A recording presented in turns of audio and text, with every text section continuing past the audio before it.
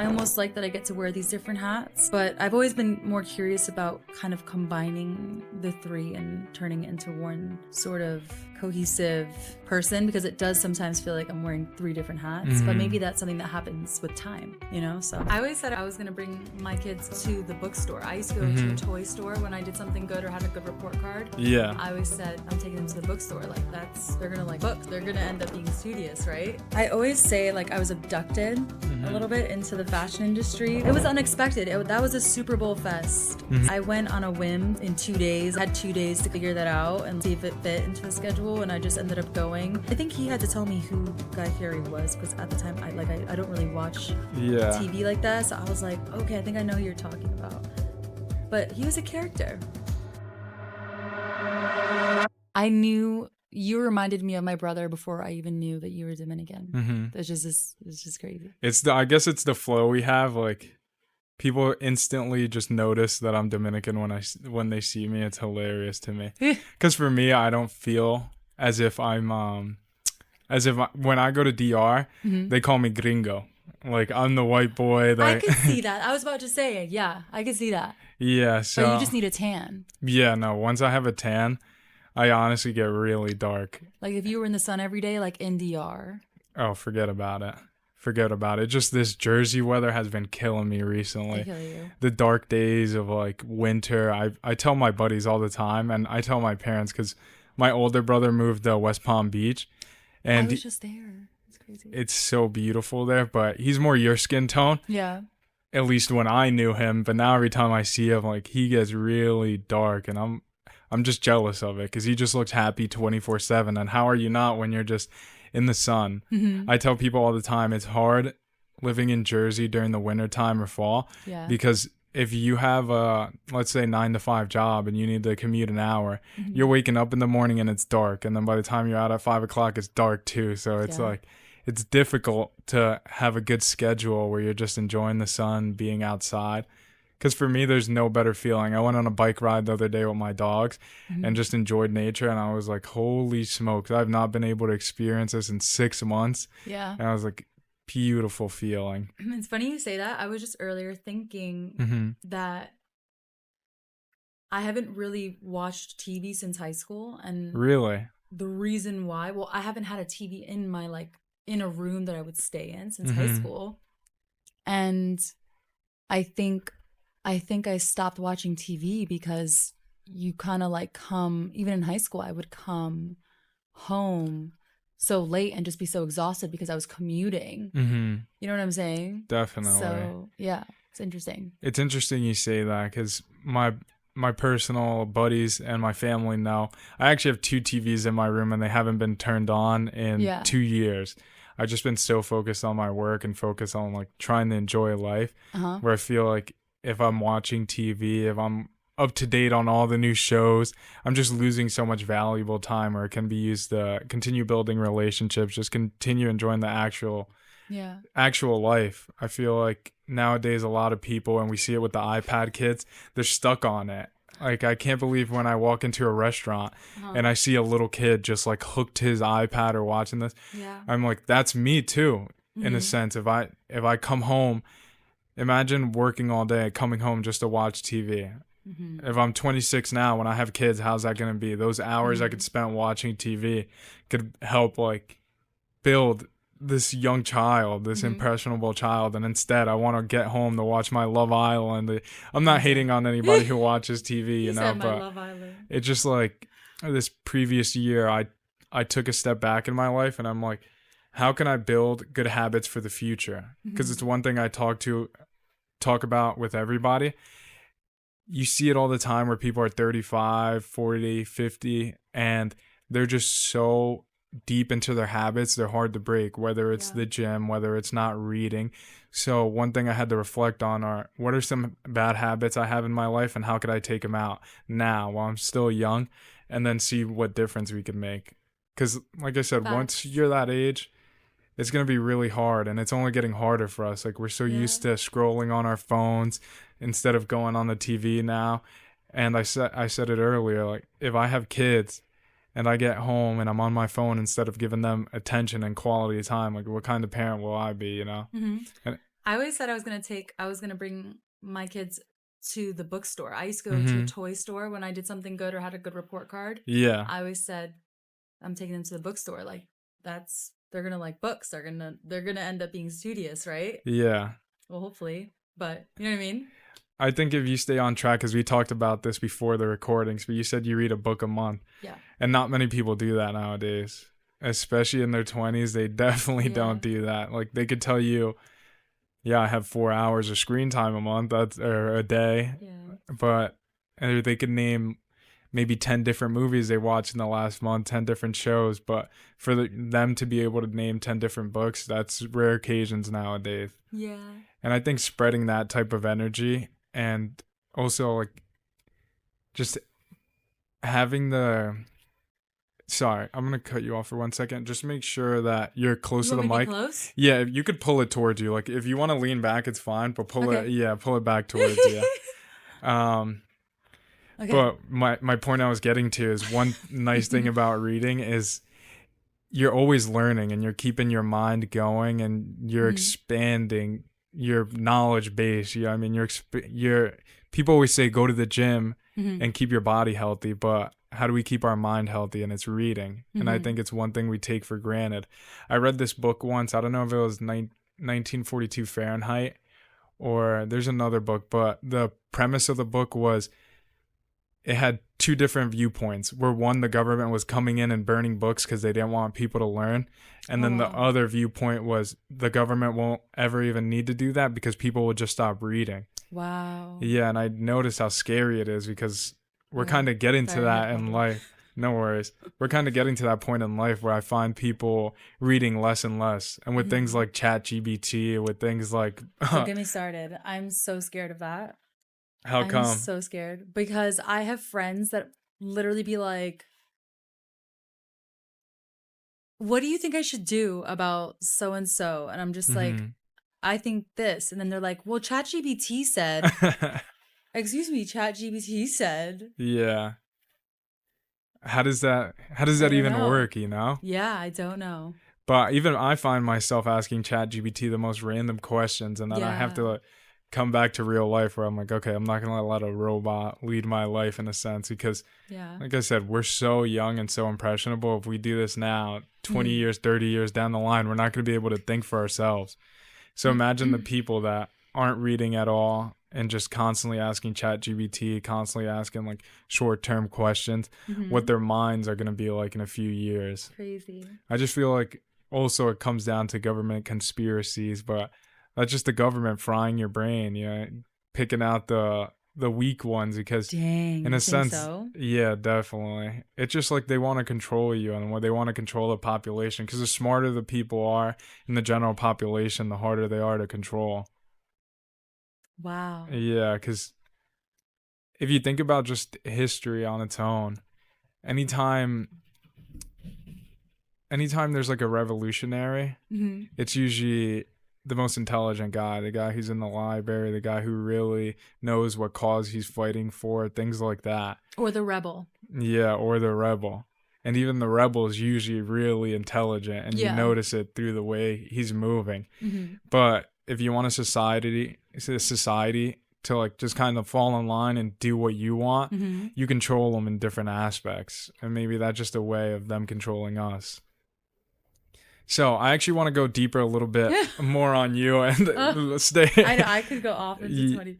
No, I know, me too. But I wanted to go deeper on just your life and what you've been doing as a creative and as an entrepreneur, because I opened your profile and I was super interested. I was like, oh my gosh, she's an artist, a model. She has her own podcast, and then she's just killing it in all the business ventures. Because I was talking to my little sister, and she's like, why don't you have any girls on the podcast? And I didn't even think about that.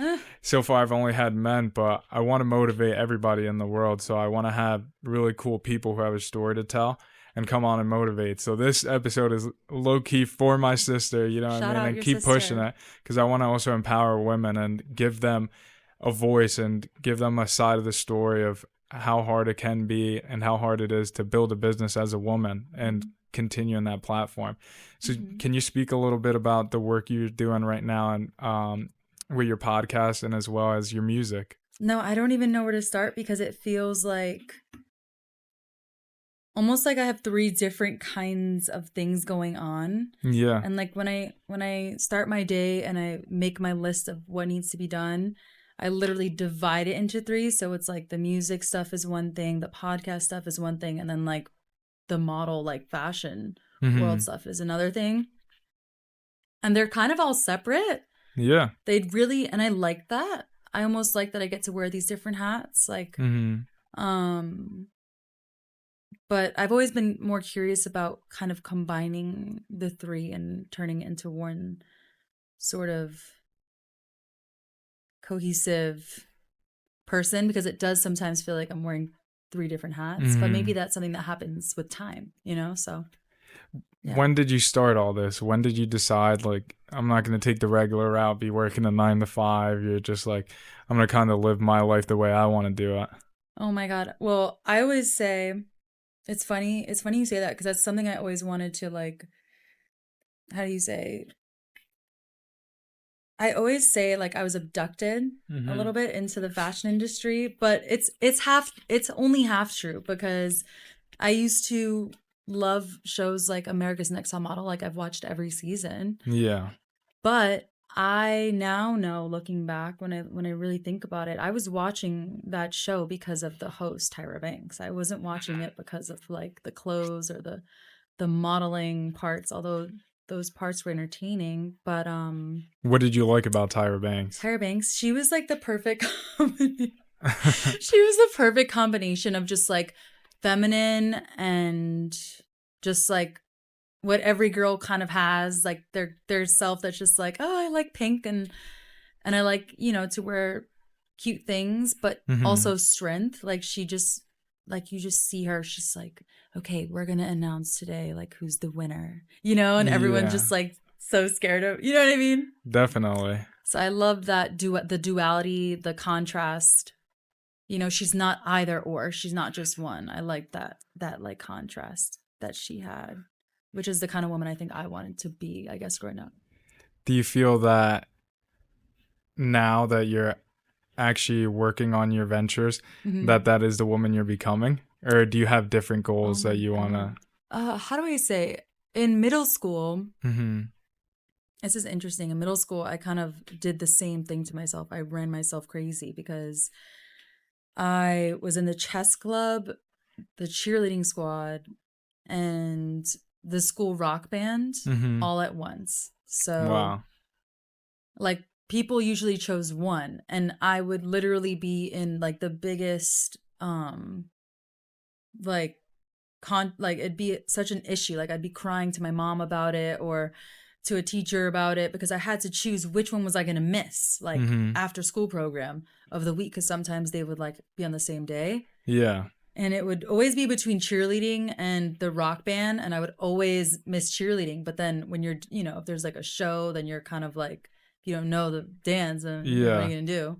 It was more like a dance kind of thing than actual cheer, because we didn't have like a cheer team or no. But I think today it kind of is the same thing today. Like cheerleading would be the modeling, the rock band is like I play in a punk band, and then the chess club is kind of like my media stuff, where it's like my yearning for something that like is intellectual and like challenging on like this side, you know. I actually saw you interviewed Guy Fieri. What does that feel like? God. Yeah, that was 3 years ago. Oh my God, Guy Fieri. Everyone loves that one. Like my dad pulled that up the other day on YouTube. What do you think? It was unexpected. That was a Super Bowl fest. So I was just like, I went on a whim to that. Like we got an offer from Pop Dust to do it. And like in 2 days, like I had 2 days to kind of like figure that out and like see if it fit into the schedule. And I just ended up going. And Jordan couldn't make that one, my co-host for Pop Dust. So I called up my friend Christian, who I did a lot of stuff with. Shout out Christian. He's a genius. And I was like, do you want to go to LA and do like press for the Super Bowl fest on behalf of Pop Dust? And he was like, yeah.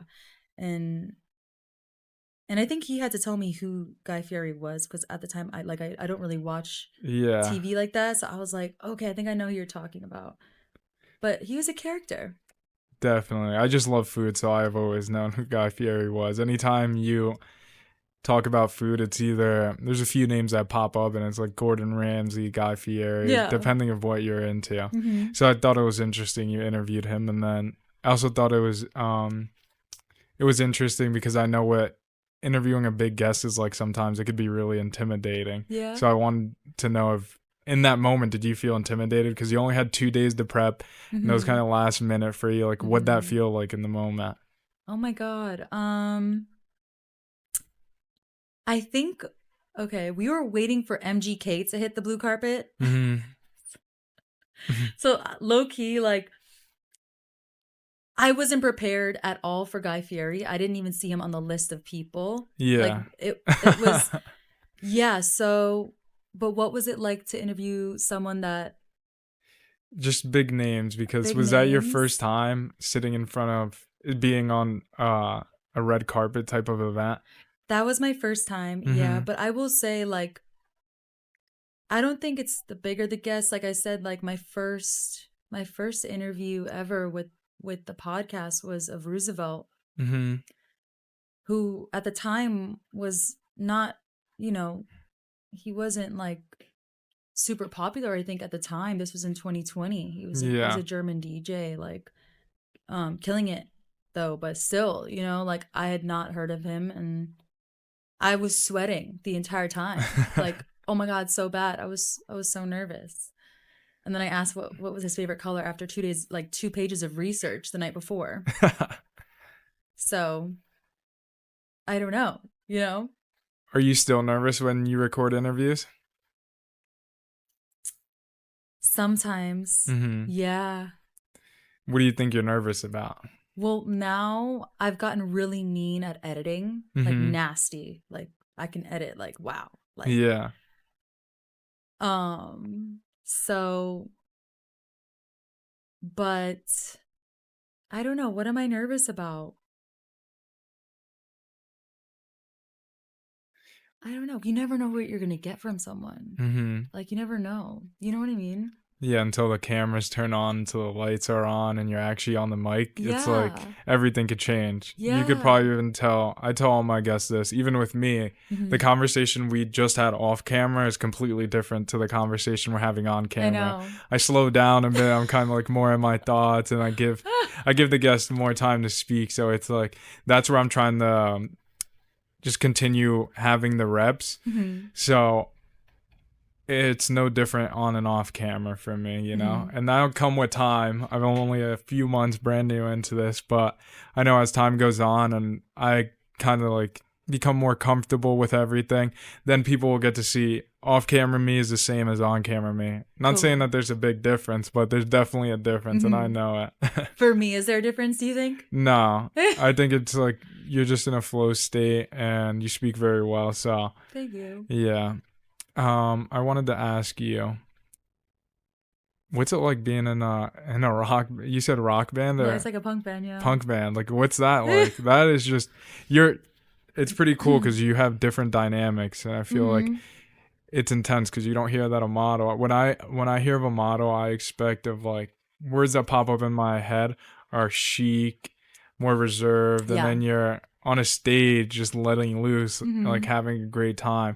And then when you're in a podcast is kind of your own setting. Like you could set the tone to it. So it's pretty cool. It's almost like the yin and yang in your own life. Yeah. What's that like? It's like, I want to say that I got like the rock stuff from, I mean, I've been playing a band since I was 12 years old. I want to say I got it from like, I don't know, like VH1 Save the Music Foundation, like that came to my school, like middle school, and donated instruments. They started a rock band and things like that. But truly, like if I really think about it, like my mom and dad, like both had motorcycles growing up, like and played things like Paul Simon and the Police and bands like that. So maybe it was just a mixture of those things, you know? What's it like growing up in that type of environment? Because you told me before we started, and also we spoke about it a little earlier, but you're Puerto Rican, and one thing I always notice about Puerto Ricans that's really similar to Dominicans is the family culture. You're always around family, so they could influence you a lot, especially growing up. Do you feel like since you had your parents always listening to music, always having motorcycles, living more a little bit on the edge, that influenced you further in life?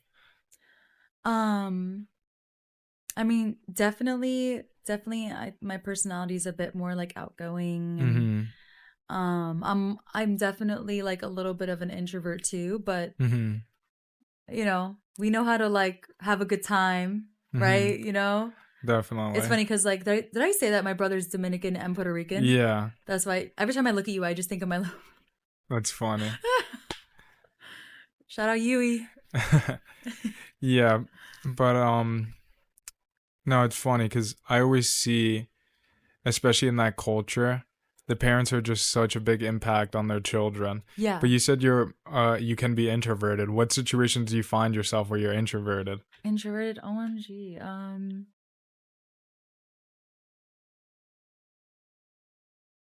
When can I be introverted? Maybe I'm not introverted. Yeah. Oh my God, I'm not introverted, guys. I'm not introverted. That's interesting. Maybe I'm introspective. What does that Is that mean? the right? Is that the way to? Yeah.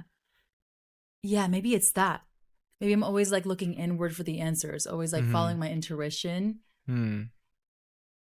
But yeah, because maybe I'm not introverted. Oh my God. did you just realize that for the first time? That's cool. Yes.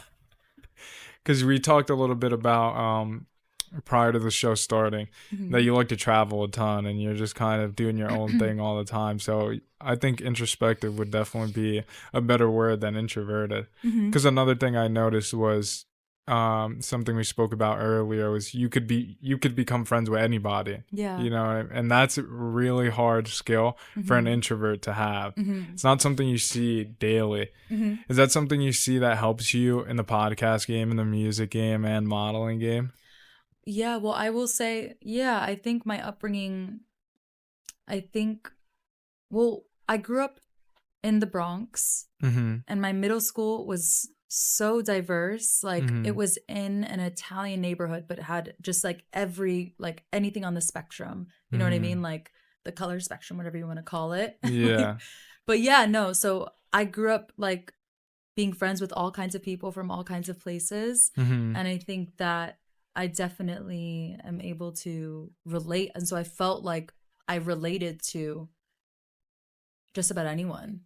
So when I see someone, I feel familiar to them, no matter who they are, because of like my upbringing, I guess, which is definitely a gift, you know? How was it growing up in the Bronx? Because usually when people hear Bronx online, they think of like either the Bronx Zoo or the Bronx itself is a zoo. They think of like the South Bronx, like from the movies and stuff. I mean, okay, so like the Northeast, like Pelham Bay is like a little northeast. The Bronx, I mean, yeah, it was just honestly so diverse and where I grew up, and a good amount of trees compared to Manhattan. Yeah. You know, like a little bit like what 45 minutes with the express train. So like I used to go to LaGuardia High School. I think it would take me like 45 minutes to an hour to get to school every day. So it was a little bit outside the city, but no, I mean, I guess not too much going on there. You know what I mean? In terms of like, it's more of a place you go to like relax, you know?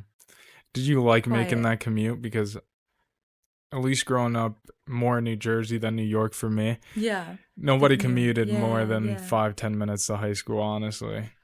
I kind of like it. I appreciate it because it's like I can actually, like, when I'm in the Bronx, I can walk outside and I'm not bumping into anybody. And I can wear these overalls every single day if I want to.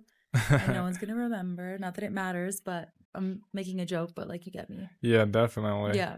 It's funny you say that because it was something we talked about earlier as well. But I wear the same T-shirt every day. Not the same, not the exact same T-shirt. Sometimes, who knows? You know, I mean, I'm not going to tell you guys the secrets, but it's pretty much the same color for. But here, I bump into a ton of people all the time, and they see me, and they're probably thinking I'm wearing the exact same T-shirt they just saw me in. And I don't really care. Like you said, like, what does it matter? You know what I mean? As long as you're confident in yourself, you're happy with yourself. And at the end of the day, like, other people's opinions don't matter. Do you mind explaining to the audience what a 360 is? Because a lot of people who are not in the music game know what a 360 deal is.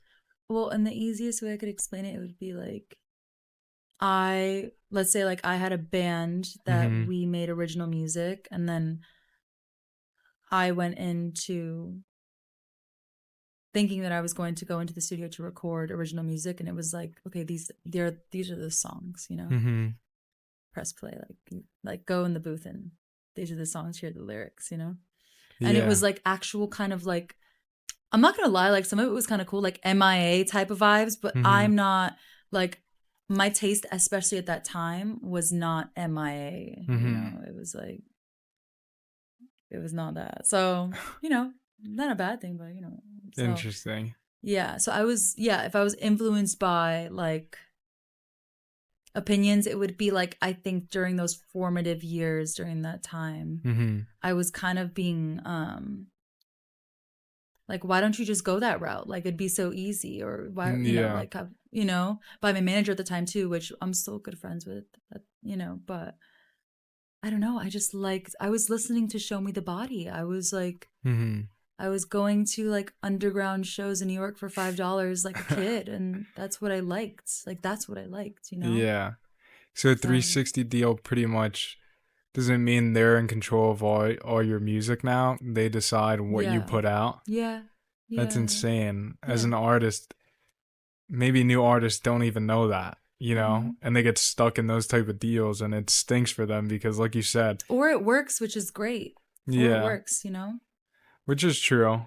But depending on what type of person you are in this world, maybe you want to control your whole creative side. Yeah. Because one thing I did see, are you familiar with Lil Yachty? Yes. Yeah, so like when he started his group Concrete Boys, there was a big falling out with one of their artists, Caribou. Okay. And he came out saying that pretty much the reason she dresses how she dresses, the reason she's releasing the music she releases, because Lil Yachty pretty much planned everything for all of them. Okay. He's like, without me, you guys would be nothing. So when I imagine a 360 deal, I don't know what deal they had, but that's kind of your explanation of 360 deal. Like Lil Yachty came in and curated their sound, curated their look. And for some artists, like you said, it could work, because now the Concrete Boys, they're at least, they have a decent following, and I know who Caribou is, you know what I mean? I know her music a little bit. Yeah. But then it's also dealt with a lot of backlash if it does come out, and then they said she never created any of her music, like he wrote everything for her, and that was the issue for some fans, and then others, they didn't care. She's still performing, doing really well, coming out with really good tracks now that she's done with it. I mean, everyone has their own thing. Like for some people it doesn't really matter, but I think it all depends on like why. Like, why do you do something? Do you do it because you like writing, or you like certain kinds of music, or your taste is just more this than that, or what makes you happy, you know? Yeah. So what's your why? My why? Yeah. I'm a little, I mean, when I was in high school, I used to do this thing called gem like searching. Like me and my friend had this thing called like Gem Club, and we would like obsessively go on YouTube. You know the depths of YouTube? You find music like with like 10K plays from like bands like in random places and stuff, like, and you can find music, but that was the fun part, like finding the music. And then so I think I just love, like, it's so corny of a word, but like I just love music that I do love, you know? Yeah, definitely. For me, I would say finding those gems wasn't on YouTube, because when growing up, I'd be more of a hip hop R&B type of guy. Okay. So my gems are found on SoundCloud and like underground rappers, stuff like that. Okay. And that was So pretty cool. SoundCloud. Yeah, Shout out SoundCloud. SoundCloud. Yeah, SoundCloud. That's a throwback because I feel like nobody really uses SoundCloud anymore. Yeah. But back in 2017, 2015, around that was probably the biggest time for SoundCloud. That's when people like, I think Trippie Redd was on it, Little Uzi, like that was where they all got started. Playboy Cardi. When they were first on the ground. Now look at the stage they're at now, which is insane to even think about. But it's funny because with the SoundCloud audience, it's so, I mean, it's kind of with every audience. When people find an artist at a low viewership, or they're only at like 100 plays, 1,000, whatever the number is, when they blow up, they're like, oh, he went mainstream, he stinks now, he's like a sellout. But in my opinion, people are ever changing. You know what it's like to be changing from day to day, from year to year. And especially in music, like sounds are always changing. So I never really judge anybody for going mainstream, because what does that even mean at the end of the day? I think that whole response from like a fan of someone's music is just about probably the artist at the time when they were found by whoever was a listener.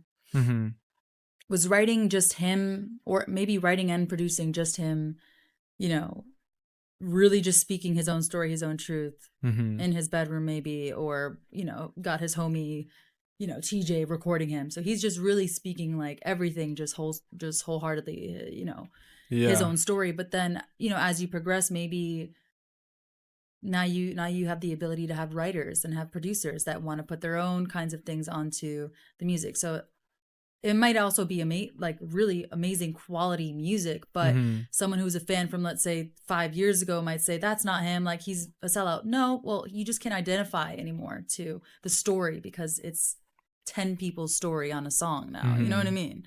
Yeah. Not just, you know what I'm saying? Definitely. What do you want people to identify with your music when they listen to it? Oh my God. Well, this is so funny because I'm actually starting a new project.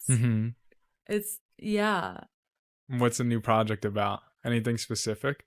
Well, it's under a new name. Really? Yeah, I'm so excited, actually. Do you want to know the name? Yeah. It's Demi XO. Demi XO? I like it. Because I'm not going to lie, like under Demi Ramos, I've kind of just thrown up music under my own name. I'd say like the punk band is a separate thing. Because we might play some of the songs that are online, but it's actually a separate thing. Yeah. A different project. But under Demi Ramos, I think I've just made songs and just thrown them up on the internet and literally forgot about it. And then just like, you know what I mean? Just like, oh, I made something cool. I want to put it out. Like, let me like put it out. Yeah. But I think I never felt like it was something like a project. And now, and I think it was maybe because it was my own name. Like how just such a weird like thing. But then I was talking to my friend, his name is Max, actually Max Fry. He's another one of my favorite artists, actually, indie artist. And I was like, he's also a genius in marketing and a lot of things, but I was like, I want to have an alias that is not like my full name. Like I want to detach myself from this project with this new music. And he was like, we're making jokes, and then came up with Demi XO, which, oh my God, it's just so funny. It's so cute. Yeah. What do you want it to represent? Well, a lot of the music that I make is love inspired, and I hate the word love. It sounds so corny, like it's so overplayed, but like I get really inspired by like romance and things, you know? Yeah. So, or like the opposite of that. So. And what's the opposite of romance? Romance is tragedy. Opposite would be tragedy. So yeah. Are there any artists that inspire you in doing kind of something similar where you could listen to their music? Suki Waterhouse. Oh my God. Suki Waterhouse. I gotta give it a listen. I never heard of them. Yes, she's the girl. Or her. She's a woman. Yeah, she makes like shoegaze. Like. Yeah. Yeah, love her. I think the closest thing when I hear that name would think of like a SZA, Billie Eilish. Okay. Yeah. What kind of vibe are you gonna? So I want to go back to your project. So what's this? Is this project just going to be all romance and then the other dark side, tragic romance? No, I think it's just like, no, it's not all romance. Like, there's a lot of, whatever comes out like lyrically, like it's just open for interpretation. But I just think like I'm honestly like, I think I learned this about myself. I've always been into like, I don't know, I'm a little lover girl, you know what I mean? Yeah. But like low key, like I'll never admit it. I'll never admit it. Well, now we got you on camera admitting it. No, that's crazy. But yeah, so I think XO is just so appropriate for like a second half of the artist's name. Yeah. Do you feel like it's just a complete branch off of the band? Because you said it's two separate things. Oh my God. Is it like when you're performing on stage for the band, you get to express yourself in a completely different way compared to when you're going to be performing your new tracks? Mm-hmm. It's so funny. I haven't even thought of like the performance aspect because, for instance, the first single I'm gonna come out in the summer, June 4th. No, it's not even this. Oh my God, it's not even summer. Yeah. Pre-summer. Forget I said. When does the summer start this year? Is that the 21st? Yeah. Is the it? 21st? I don't know. Guys, when is summer? I couldn't tell if you. If you just let us know. That's one thing. Neither of us know when summer is. Yeah, that's one thing we talked about. It's the 21st. The 21st. If it's not, then I'm bugged out right now. Does summer start with Memorial Day weekend? I think so. I think we're tripping. So it's in May. Oh Memorial Day weekend is next Monday. Wait, this is bad if we don't know this. Yeah, this is really bad. It was something we talked about earlier, off the show as well. Yes. My days now, especially working on the business, they're all the same to me. Like I couldn't tell you if it's Monday or Sunday. There's no difference between any days in the week. I just kind of wake up, get to work, and then finish my day, and I'm still working. So, and that's kind of how I want to build my life as well. Yeah. And that's something the audience knows over here in a few of my shows. Or if you're new to the audience, that's something you could know now. Yeah. I want to build my life where every day's the same to me in the sense of like I wake up happy and I wake up getting to work on what I love. Like I'm not counting the days like, oh, is summer starting? Is this starting? Like, no, my life started and I'm just enjoying every day. Like I don't wait for summer to start. I don't wait for this to start. I don't know. I live my life enjoying every day, like I said, which is pretty cool. That's cool. Yeah. I wanted to ask you too. Give me 1 second. I'm having like a brain fart. I always do this on my shows too. Those I like cool. These lights. I'm like, oh damn! Like my eyes are probably like this. These lights can be intimidating. That's one thing I tell everybody too, because I've had my buddies come in for a show. No, I'm kidding. But I've had my buddies come in for a show, and that's one thing that intimidates them. Like the first time they sat here, the lights. They're like, "Can you turn it off?" Yeah, they're just mute. Okay. But I'm like, how do you expect to not see any shadows through the cameras? It definitely ups the camera quality, but it also can damage it. Because you see here, this doesn't have any lights coming down on us. So. Oh, damn. Yeah, so that takes away. And then the walls are black, so there's no light bouncing off the walls. So this room has to be really well lit in order to get the image you're going to see on the podcast. But it's just stuff we learned over time, which has been cool. I just love building stuff. That's one thing about me. If I could just like build for the rest of my life, I'll actually be happy. You can. Yeah. I mean, that's what I'm doing now. I told my mom that the other day, actually. What'd you tell her? I was like, Mom, like, you're young. I was like, you've got time. Like, I was like, you could start like a business right now, and in 10 years, who knows? You know what I'm saying? You could work on something right now, and you know what I mean? Yeah, and just achieve it within those. She was like, oh, you're right. Because that's one thing that's pretty interesting and I love about doing this podcast.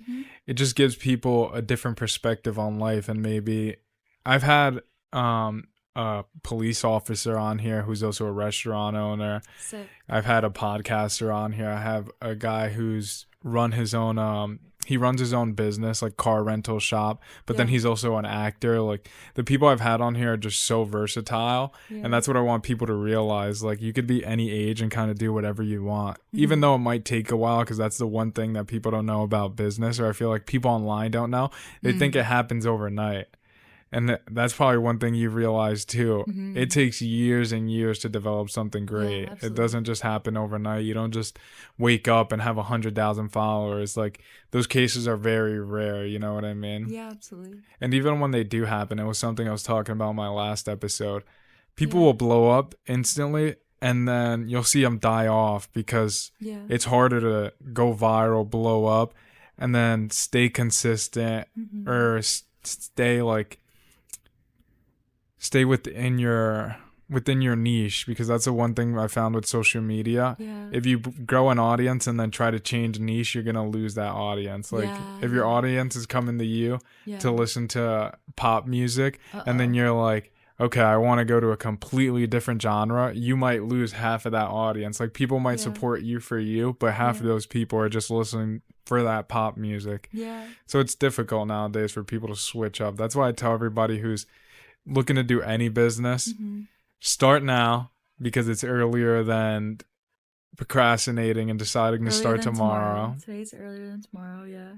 And then you never know. You actually might never know when you make it. Like, depending on what type of business you are. Nowadays, what's really cool is with social media, you can blow up over the next day. Like, if you wanted to always become a baker and open up your own baking shop, go find a lease, go open up your bakery, and the next thing you know, you might post one video of your cupcake and it might go viral, or somebody might walk in and take a video and it might go viral, which is really cool. That's why I tell everybody, start social media. It doesn't matter what you do with it. Like, just put yourself in front of the camera, put yourself out there.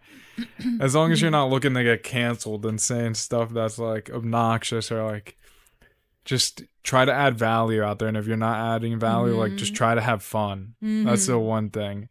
Like, I see it in so many people.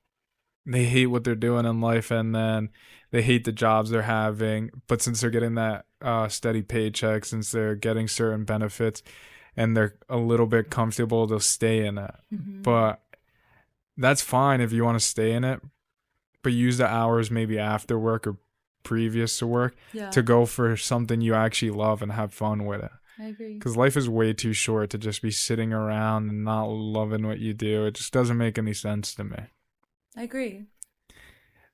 Let's get back to you, though. I'm sorry, I go off on a tangent. I was just thinking Alexandra Cooper, Call Her Daddy, said that when she was talking about, she said that in one of her latest interviews today, like, that I was listening to. Like, life's too short to not do something that you love.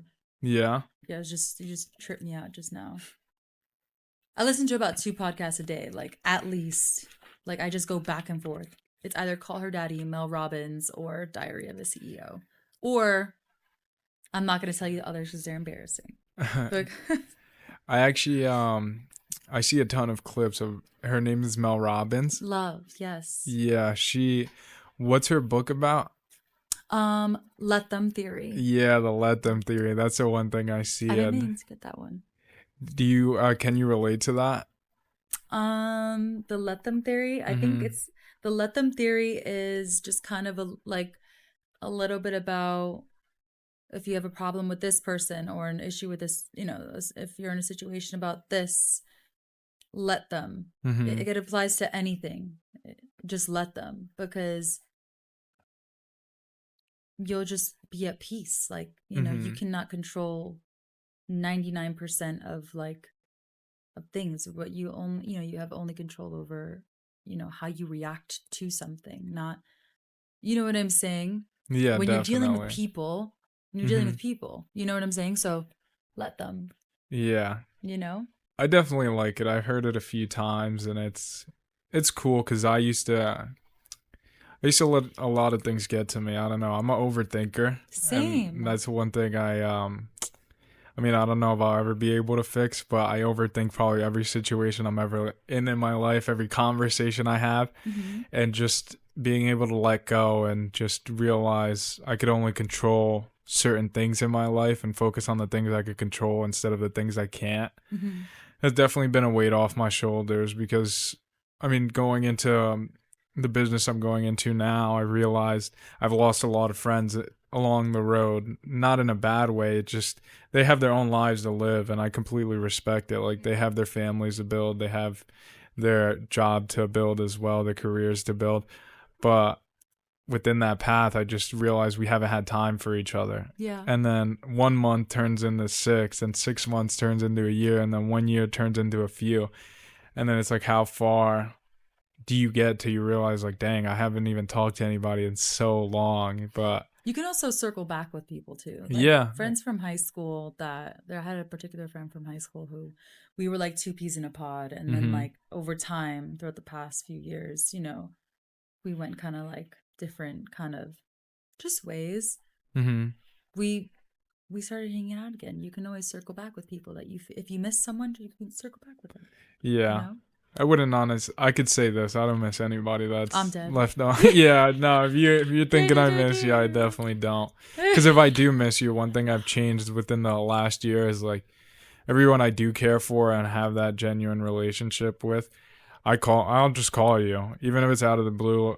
For my birthday this year, actually, I called a bunch of my friends, and there's one of my friends that I told you he lives in Fort Lauderdale, and I don't see him all the time. Obviously, he lives down there. I haven't been to Florida in forever, and he hasn't been back in Jersey in forever. But I gave him a call. I'm like, yo, bro, what's up? Like, I love you. I just wanted to know, like, I'm proud of what you're doing. Like, you're chasing your dream. He's inspired me to do what I'm doing today, and I gave that call to a few people in my life just to let them know, like, I love them. Because as men, it's a little bit different relationship than what I see with my sisters. Like, she talks to her girls all the time. She talks to them every day. Girls are so annoying.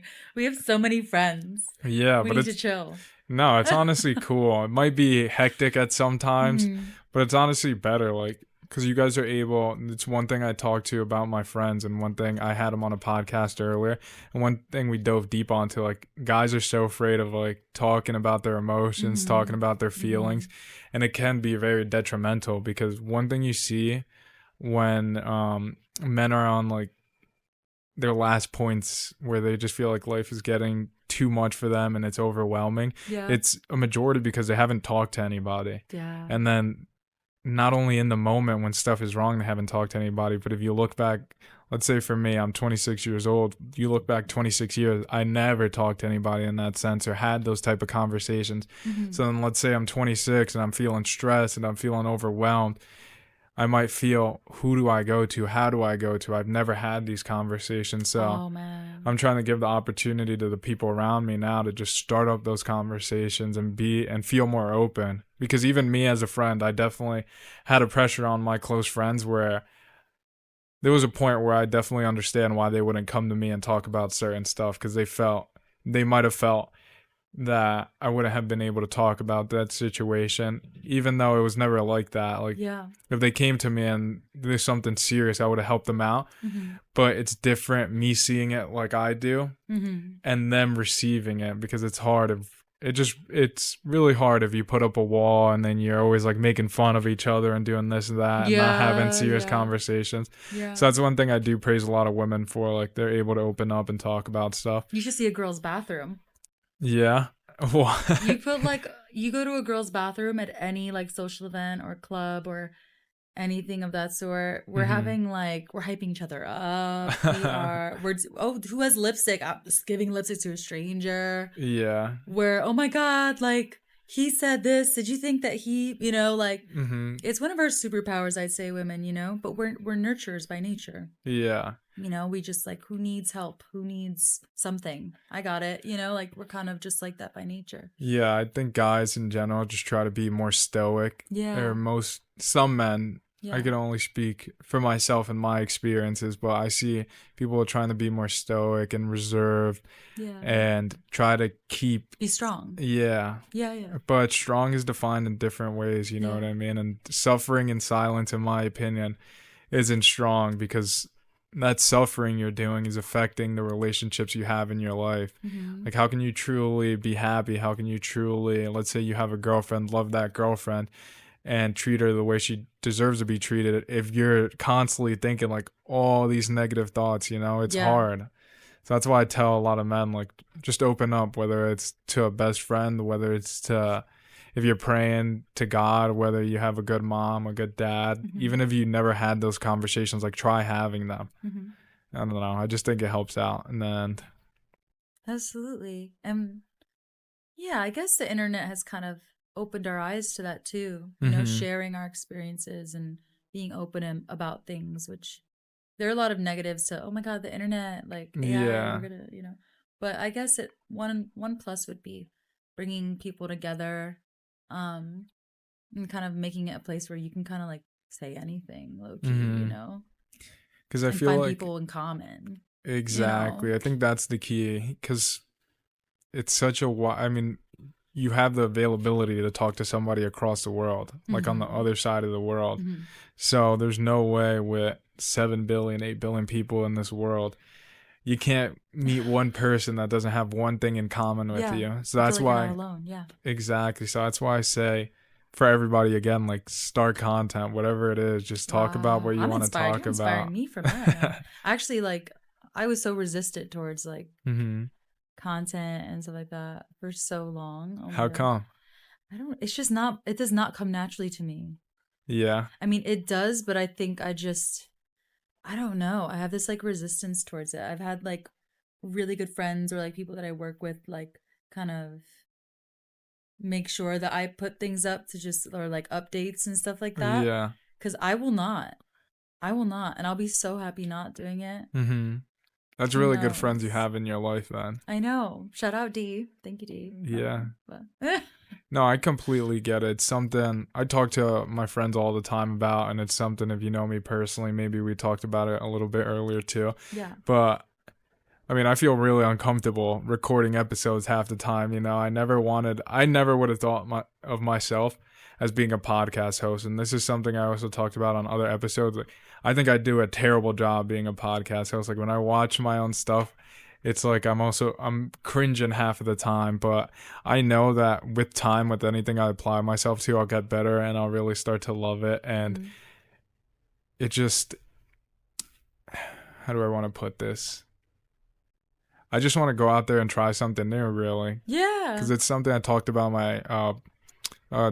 before, but after college, I found myself kind of just floating in the ocean, not doing anything new and not giving myself any new challenges, in the sense like I already knew what I was doing for work and I was doing a really good job at work. Yeah. I already knew the friends I had in my life and I was going to keep them forever. So I looked around and I was presented with a beautiful opportunity, a beautiful life that people all across the world would pray to have. And I wasn't taking any new challenges on. I wasn't taking any new chances. Yeah. So this is where the podcast came in. I was like, let me challenge myself. Let me take new chances. Let me sit down with entrepreneurs doing great things and hear from their stories and hear what's their why, what's their reason for getting up every morning. Because I feel like there was one point in my life where life just got numb. I was just doing the same things day in and day out. And I honestly was just bored 24/7. I was like, this is what life has to offer. But it was my own fault. I wasn't looking for any new adventures. I wasn't challenging myself, like I said. So that's why I've slowly but surely started to love podcasting and then love trying to improve in podcasting. Because like anybody else, if you look at most channels on YouTube, probably I would say 99% of channels on YouTube, when they post their first episode, it's far from perfect. Like everybody likes to look at people who have 1 million subscribers. They're like, this guy's so good. If this is my competition, I can't do that. But if you go back to his first episode and then put it in perspective, like, okay, now that's my competition, then you got a chance, Very, very interesting. Now I want to go see Steve Bartlett's first episode, Diary of a CEO. I kind of want to go see it. Yeah, definitely. I have to actually scroll down and look at it because that's one of the first things I did, because I was hard on myself too, like anybody else. Yeah. You know what I mean? It was something I speak about all the time, like we're our worst critics or we're our hardest critics. Like we like to judge ourselves and put all this pressure on ourselves. That pressure doesn't even exist, like, especially when it comes to content. Like half the time, if you think like, oh, I don't want to post this because my hometown friends are going to judge me or somebody that knows are going to judge me. Like if you think about when you're on Instagram or you see a video, you're just scrolling mindlessly half the time. And you're just like, so like, even if you do see something interesting, it's interesting for that 1 second, you send it over and then you forget about it. So you need to realize like people are living their own lives and not really focused on yours. So you need to be focused on yours and make sure you're enjoying it, having fun. And then also, the nice potential about any content creation is you have the potential of making money and changing your life monetarily, which is cool. The internet is such a fast growing, that makes sense. Yeah. Because one thing we talked about earlier is like, it's such a huge audience, so you don't know who will be able to relate to you. Like, you think it's, at least sometimes you could think it's only you going through it. Yeah. But, I mean, there's probably millions of people that could relate to your same situation. Yeah, that's true. Sorry, we're going... Inspiring! Yeah. So I wanted to talk a little bit more about your journey and, like, where you want to take it. Where do you see yourself going in the next 5 years? Oh, my God. Where do you want to see yourself? I think, well, I have a few media projects that I've been working on that I think, like, media is kind of something that came to me so, like, literally just, like, fell, like, just came to me. Yeah. Like, literally came knocking at my door for me. If I talk about how easy it actually came to me, like, media stuff, because weird. But, I love that stuff because I'm such a people person and I'm so curious. So I plan to just continue growing my media projects and just continue. And then I can't wait to not, I don't want to say this is so bad. No, like, I'm not trying to, oh man, this is so bad. How do I say it? No, respect to modeling, but like, I definitely was abducted into that. Shout out my like decade, like, shout out for, I mean, I've been doing it so long, so blessed, but I'm kind of like, I think shift my focus. So I think media, and then with music, like, I will never stop making things. Like, I'll never stop making music and wanting to share it. So I'm going to continue doing that as well. Interesting. Do you want your focus to be more based off of music, more based off of content creation? And now that you decided on Demi XO, do you want to carry that name? Like, where do you see yourself performing at Coachella, like big festivals? Do you see yourself performing at smaller concerts? Like, where do you want to see yourself? I don't know. I haven't put too much thought into 5 years from now, to be honest with you. But I will say the music I've been making is something I'm excited to share. And I kind of have like my first album sort of kind of made itself this winter. So I am just going to keep sharing what I make. Are you the kind of person that, do you have to plan out every detail? I'm not a planner. I don't know if you could tell. No, you just like to go with the flow? No, it's really bad. Like, thank God my boyfriend, like, literally is so structural and, like, that he loves it. I think he gets a kick out of, like, helping you being out. there and just on like, time, planning ahead, and I don't. Yeah. And that's me. I like, yeah, cool. But I'm definitely not a planner. I'm more of, like, where I go based on, okay, I feel like this in this moment, that's what I'm going to do. You know? Yeah, I don't know. I'm sorry. I'm a planner. I'm a psychopath planner. I was actually really? Yeah, I was talking. Oh my God. I was talking to one of my buddies last night. Yeah. And he was like, one of the cool things about you is that how far you plan ahead in the sense of, if I know I'm gonna build a room, even a year from now, I know it's 12 months out, but by tomorrow I'll have like all the architectural plans out. I'll have exactly what I need in that room. That's very smart. Yeah, but that's how I am with everything, and trying to do it as well with my podcast. Like, I know like the second I knew you were coming on, I already had the questions drafted, you know. That's sweet. Because I feel like if I give myself, or if I take it to the last second, I don't know, I would be 10 times more nervous, and then I just come into it way more like hyperventilating pretty much. Really? But yeah, I think I'm just such a free spirit. I don't know. My mom's like email address was free spirit like 83 or something crazy. Like, I think I maybe get that from her. What have been some of the most memorable moments from your journey from podcasting? Oh my God, podcast. Let's start with the podcast. My favorite moments. My favorite moments. I mean, our 50th episode was Wyclef Jean of the Fugees. And just, hearing him talk about his story is just and being able to ask the questions that you want to know about his story is obviously like so cool. But yeah, being there in real time, hearing the story like from the person directly, I think is very inspiring and moving, and like that's like the reason, you know. So yeah, I think How about in music? In music,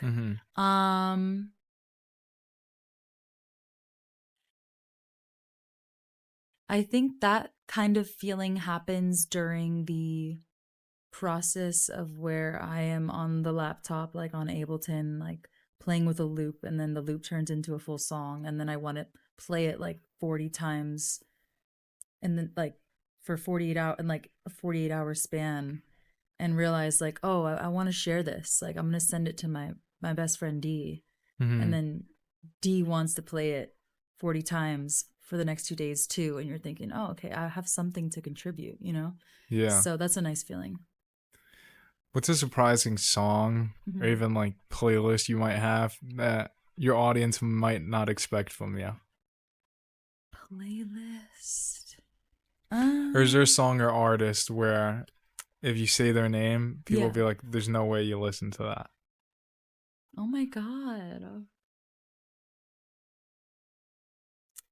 I did like a test shoot yesterday, and I wanted to play some music because the wind was just blowing all over my face. Like I was just like, oh, it's gonna be a long one to get through. And the photographer was like, I have a what do they call it? A JBL, like a speaker. I have a speaker because I was like playing my own music. Like I put it on the chair, like while I was like, you know, whatever. And I was like, oh God, please don't, because I was literally playing like Omega, like, you know what I mean? And I was like, oh, this is like I don't know if I'm trying to like blast this through the whole seaport right now, like it's gonna bring medicine. But he was like, no, let's do it. And then he was really surprised I was listening to that, but that probably was because I was just in Florida, where my dad's side is like super like you go into my dad's house and it's just that the whole time blasting until bedtime, especially on the weekends. Maybe I was just kind of like coming down from that high, but probably, yeah. I could definitely relate to that music You blasting. too? I mean, Yeah. it's 24/7. That's, if you ask anybody who grew up around my family, they just know how my family was. It was party on the weekends, if not party, music blasting. And it's definitely influenced my life because I feel we talked about it also prior to the show. Yeah. I wake up and I listen to music. Yeah. Now I fall asleep to podcasts because if I listen to music, my mind will just go on and I'll never be able to fall asleep because I'm like enjoying the song, thinking about something, or music just, I don't know, it's very connected to my emotions. So depending on what song I'm listening to, like it's either amping me up or slowing me down, but I'm still thinking about something. Wow. So I just won't be able to fall asleep whatsoever. That's cool. That's cool. If you could have dinner with any artist, living or dead, who would it be? Oh my God, dinner?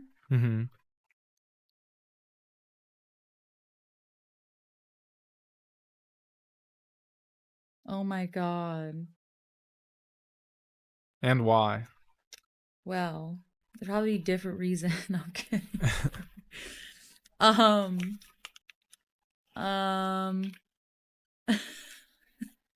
Because I was okay. So for some reason, Suki Waterhouse came to mind, but I don't think that's my final answer. Okay. I think that's like my go-to answer for anything kind of related to this question, because I like what she's doing a lot right now, and I just like respect it a lot, because she's one of those kind of versatile, like multifaceted artists that kind of went from modeling to acting to having an artist project that was so good it almost like people forgot about the acting and the modeling, which I think is really cool.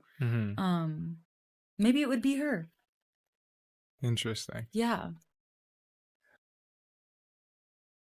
I also wanted to ask, what would you describe as like your perfect day off? Because you seem like you're doing so many things, and sometimes your days must be jam-packed. You're going from a shoot to a different shoot to a different set, and that could be very overwhelming. So you definitely got to take some days off and just sit back and relax. So what does your perfect day off look like? My perfect day off? Oh my goodness. Am I going to tell you like an answer that people would expect, or like the real answer? The real answer. That's what I would like to hear. The real answer would be a day off would be with my mans, probably not getting out of bed till like 3 p.m. because it's very rare that he gets to do that. So just like watching like reality shows till like 3 p.m. and like having coffee in bed and like maybe some fruit, and then getting up and like having an early dinner, and then maybe going to like a concert after dinner. Yes. That seems like a chill day off, Right? honestly. Sounds yeah. fire. I want to do that today, tomorrow. What do you think has been the most important lesson you've learned through everything you've done, through modeling, through podcasting, and through music? Lesson.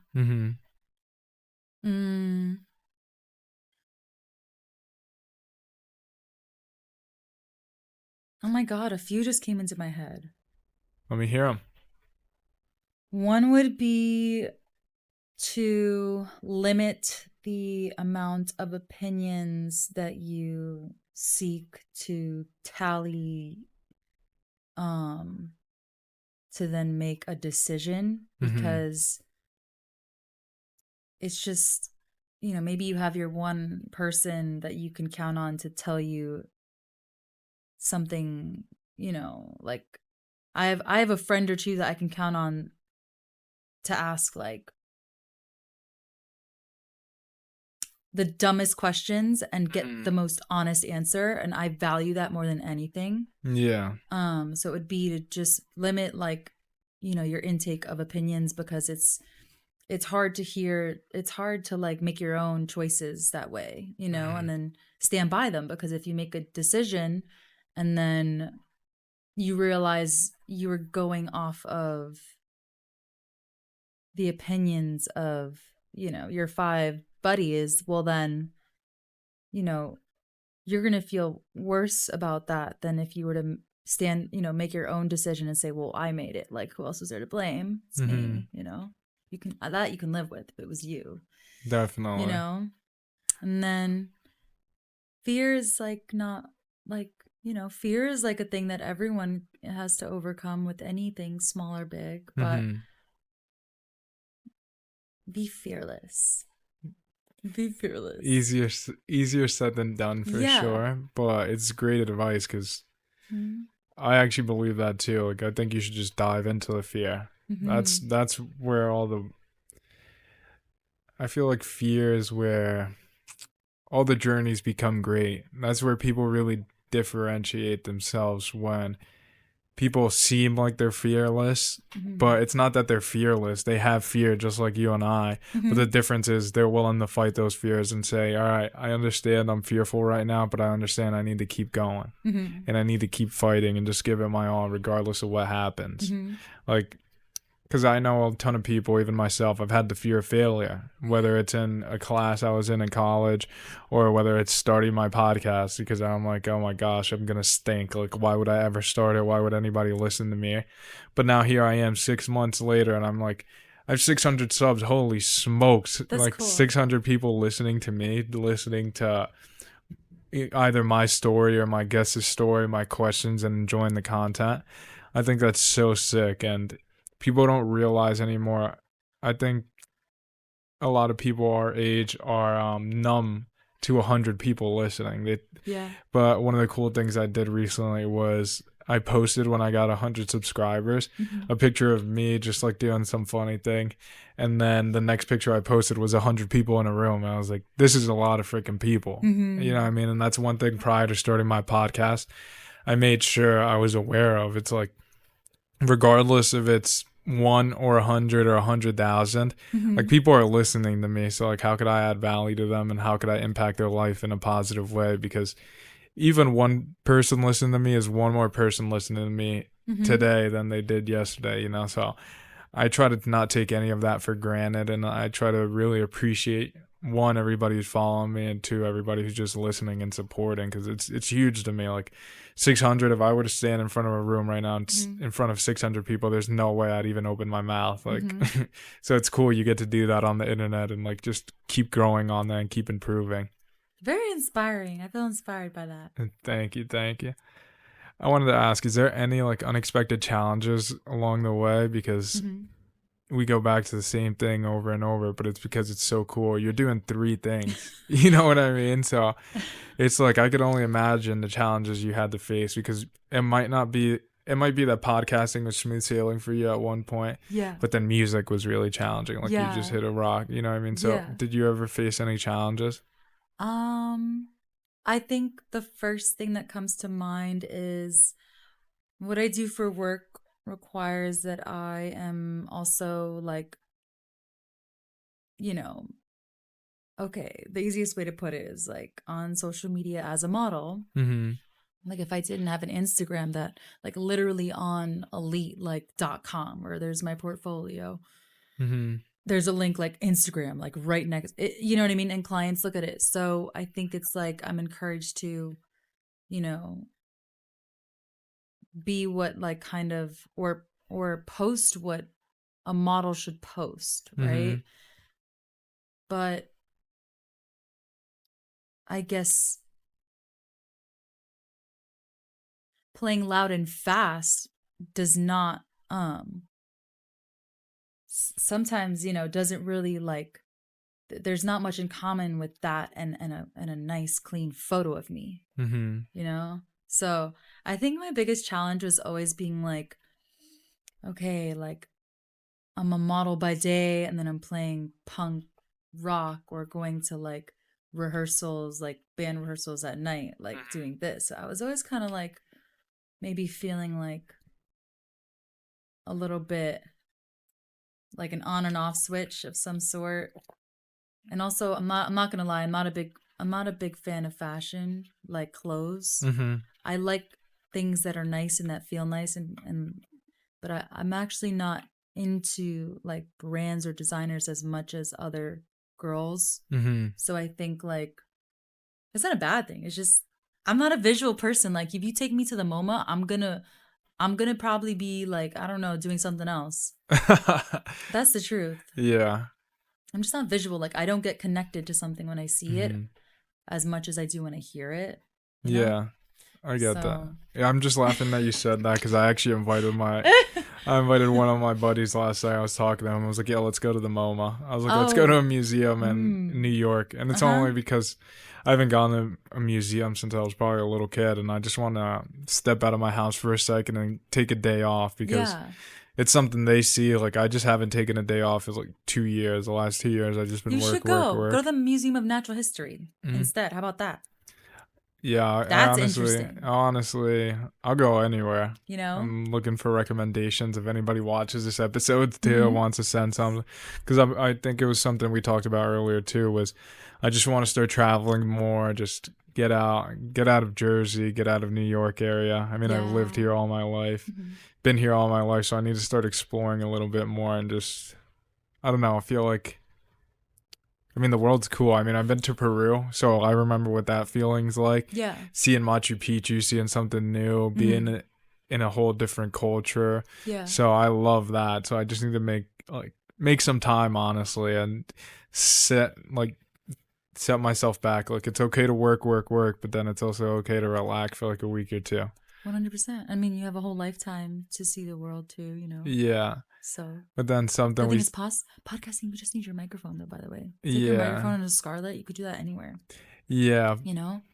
Definitely. But I'm just so crazy. Like, if it's not what I feel like anybody else with their product, you want to be a perfectionist so bad. So if I go do it in studio, you want everything to be cohesive. I agree. I get that. Because there's opportunities where I could do podcasting virtually, and even that I have yet to do it. Because I like bringing people into the studio, and then also once people are actually in the studio, they see how creative I can be. Yeah. Even though I'm not the most creative, it gives you an opportunity to step into my life and be like, okay, this is pretty goddamn cool, you know, because everybody, it's so funny. I know, just nobody expects it. Like, even if you see it in photos, if you see it in video, it's completely different than like walking through what you had to walk through to get here and then turning the corner and seeing all this. It's like, holy smokes. And I feel like sometimes I could come off as more reserved, more quiet, and I definitely can be.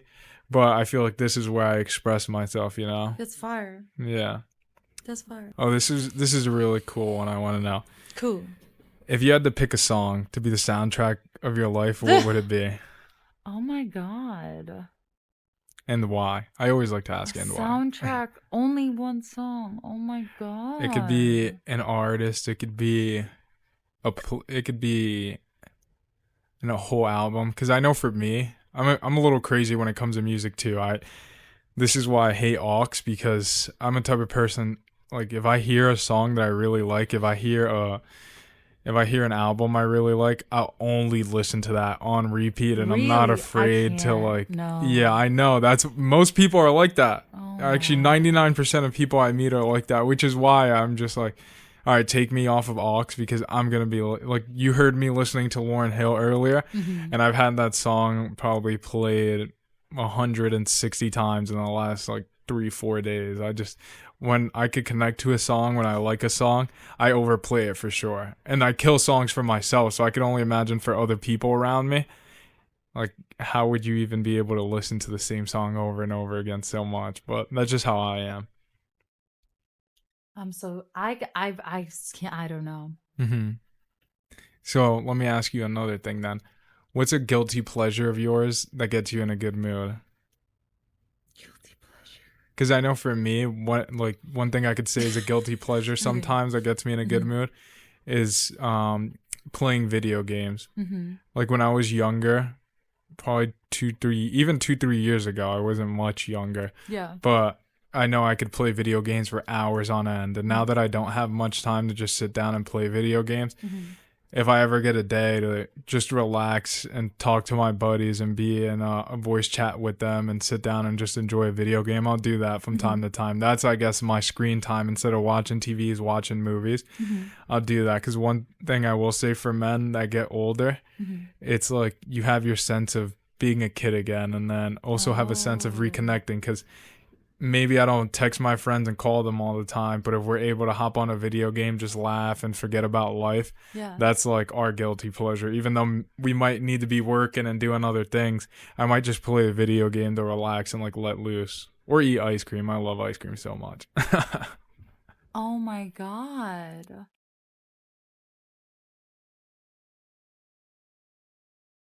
A guilty pleasure. Oh my God. Probably going to like Little Sister. What's a Little Sister? Like a hip hop club. It's like a hip hop club in Manhattan that like if I'm in the city, and I have the opportunity to, and I have a good group, I would probably be like somehow convincing everyone to end up there at the end of the night. Shout out. That's so funny. I've never been there. Where is that? That is on, my God, is it 13th Street? It's like around Union Square, but it's one of the few clubs in New York that will play just like hip hop, like the whole night. Yeah. Not like that dee dee dee dee dee. Like, oh my God, disco. I can't stand it. No really? Offense. Yeah, it's a disco heads, but yeah, I don't think I've ever listened to disco, and I listen to a lot of different genres. Yeah. Yeah. Not a thing for me. I'm good. You know what I mean? Yeah, like I said, I listen to a lot of different genres. Growing up Dominican, I mean, every Spanish song you've ever listened to, I've probably heard 1,000 times, which is really cool. But I was on a podcast recently where he interviewed me, and I was like, yeah, I love country. Like in the last year, I fell in love with country music. It's a whole different genre, but people don't understand the amount of music I listen to. Yeah. Like I wake up with music. First I'll wake up and pray, and then take some like 5-10 minutes to myself, and then the second I'm done, it's music's on, and then music is not off until I go to bed and turn on a podcast. Yeah. And even sometimes if I just fall asleep, like and I'm really tired, like I'm falling asleep to music because I couldn't even reach my phone to get to the podcast. Yeah. Oh my God. Yeah, so just imagine. And then I overplay songs, so yeah. if I'm overplaying hip hop and stuff, I have to change the genres because I remember this distinct memory. I was driving in the city with my friend, and it was like 7 a.m. Yeah. And he's like, dude, what are you listening? Like, why are you listening to hard rap in the morning? Like, how could you listen to this and then it not kill your mood? Because it's certain things they're talking about in the songs.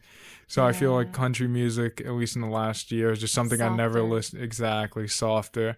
Because I've always listened to like R&B, stuff like that. You should try indie music. Have you gone on that? No, I have to get to that stage, I guess. You should hit the indie vibes. Mm-hmm. You should go alt indie. I think you might like it. Mm-hmm. It's funny you say that, actually. There was somebody I interviewed, actually my real estate agent. Her and her husband, they own a full indie rock record label. And they've owned it for the past 30 years, and it's actually huge. So she has a ton of indie artists. So I might hit you up and her up just to get some recommendations, see some artists I could listen to. If you have Spotify, like the Spotify playlist, like Spotify Radio is your friend. Yeah. Yes. I'm an Apple Music user. I hate to say it. Yeah. Me too. Because anyways, I'm not going to get into it. Spotify, like delete, like I couldn't get into my Spotify after. So basically my music, this is mad random, but like my music from like high school on, just gone. Because like I couldn't log back in. I was, to this day, like I'll never let that go. So I switched. No, I completely get it. I was so sad.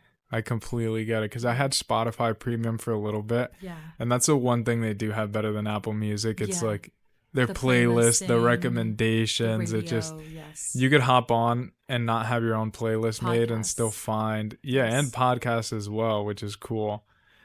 You could just hop on and find a playlist and be like, oh, I love this. And they'll get your vibe. But with Apple Music, you kind of need to curate your own sound and then find your own songs. So it could get redundant. But then I got to a point where I just had like 60 gigabytes worth of songs, just thousands and thousands of songs. Yeah. Where I was like, I do not want to go to Spotify and have to find all these songs again and do that all again. It's just too much. And now I'm at the point where there's no turning back, honestly. Yeah. And I also pay for probably since I was like 17, I've paid for 5 people to be on my Apple Music. So if I get cut off, I also cut them off. So I'll feel bad. But I actually wanted to cut it there because I don't want to take up any more of your time. It's getting late, and I also want to make sure you're able to get home safe. Oh, my God. But before I do cut, I just want to say thank you for coming by. It's been really cool being able to hear your story.